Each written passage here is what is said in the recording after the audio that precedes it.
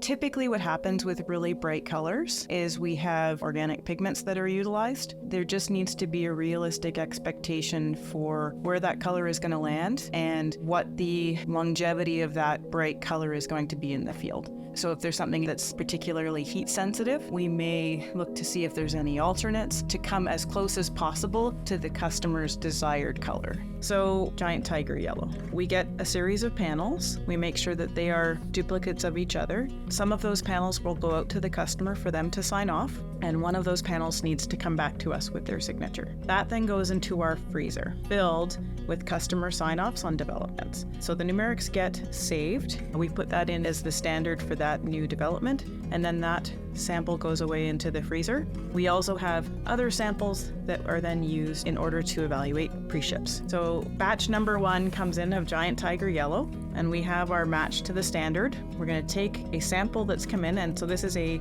cured sample that's a lab drawdown intended to simulate what we would see on our line. We take that and we look to see if it's a match to the freezer standard. Depending on the vendor, depending on how well it ran online, there may be an offset applied to the incoming pre-ship. So for example, if on the very first trial of giant tiger yellow, we see that it started to shift dark, we will look to see how far we had to shift it away from that standard in order for it to run to standard. Now, the last 3 times that we run it, we keep all of those pre-ships in a file with that color code, and every time we get a new pre-ship, it's now being compared to the last 3 runs. So not only are we comparing it to the standard, but we're also comparing it to what's been coming in to ensure consistency. That's done visually, physically, and numerically.